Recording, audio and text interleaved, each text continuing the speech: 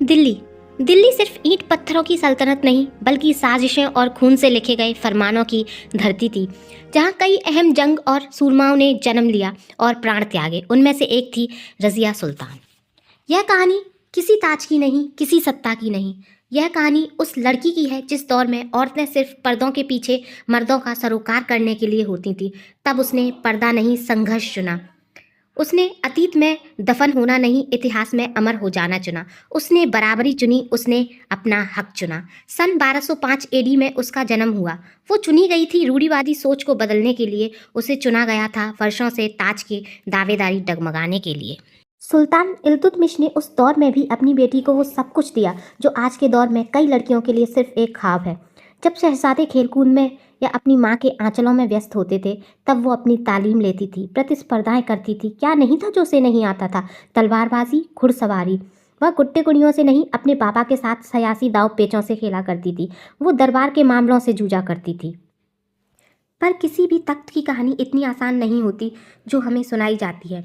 तख्त के आगे सिर्फ एक ताज होता है और उसे पहनने वाला शहंशाह, पर तख्त के पीछे होती हैं गहरी काली साजिशें, हजारों कत्ल, सैकड़ों लाशें। और उन साजिशों में से एक थी शाह तुर्कान। इतिहास का मानना है वो सुल्तान इल्तुतमिश की एक खास कनीज हुआ करती थी, लेकिन अब बेगम है। हर माँ की तरह शाह तुर्कन भी अपने बेटे रुकनुद्दीन फिरोज को बादशाह बनाना चाहती थी, जिसकी साजिशें वो बीते वक्त से बनाती आ रही थी। रज़िया का वो बेबाक अंदाज, वो हर उस काम में माहिर थी जो अमूमन मर्दों के कहे जाते थे, और वो उन्हें मर्दों से भी बेहतरीन अंदाज में करती थी।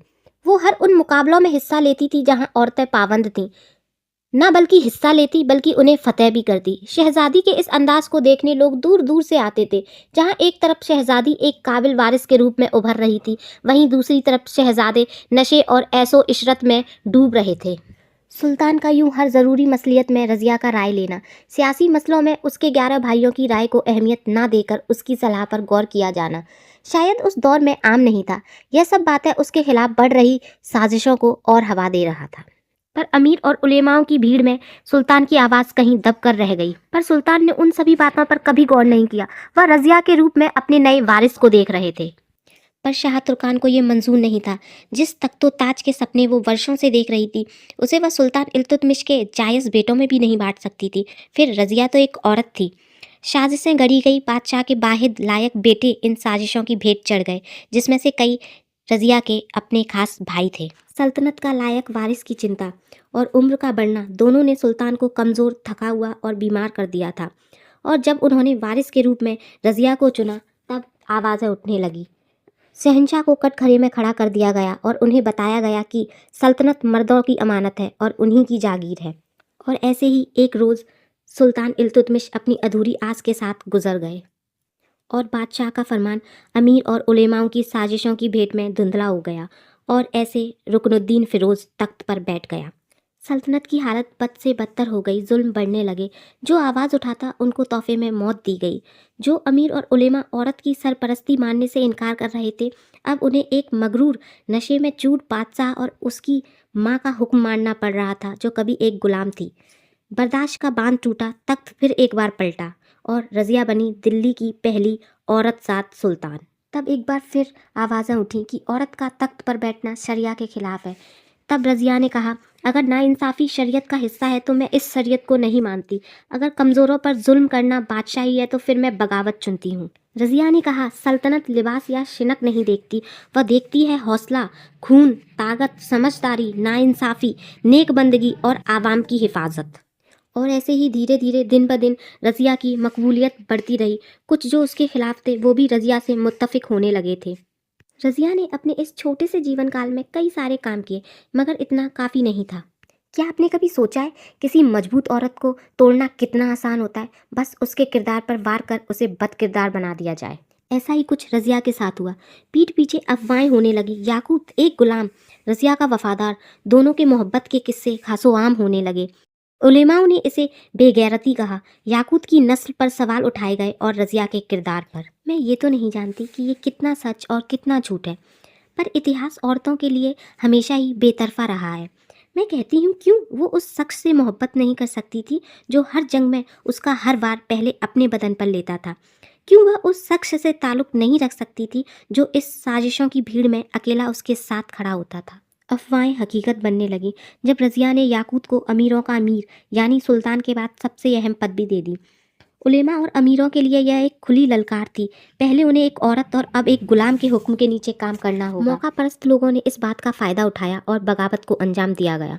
पर रज़िया सिर्फ तलवार से ही नहीं बल्कि अपनी अक्ल और दिमाग से भी ज़्यादा हुकूमत करती थी। उसने अपनाई फूट डालो नीति, सभी बगावत करने वालों को आपस में ही खत्म करवा दिया। मगर चुनौतियां अभी बाकी थी, जंग अभी बाकी थी।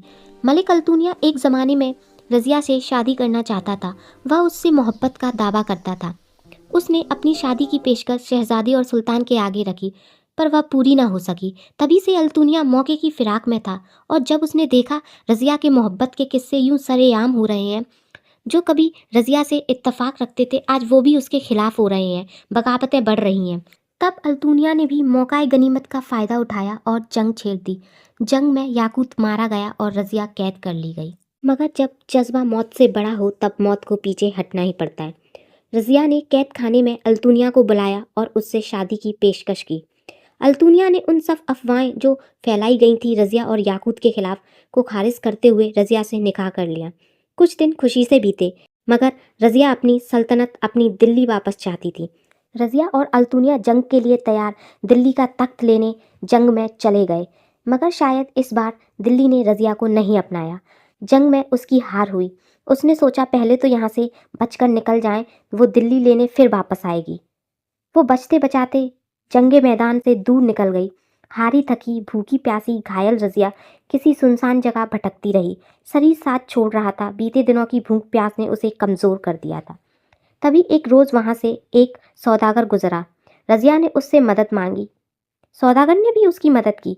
तभी सौदागर ने रज़िया की शाही लिबास और गहनों को देखा जो उसने एक साधारण से लिबास के नीचे छुपा रखे थे।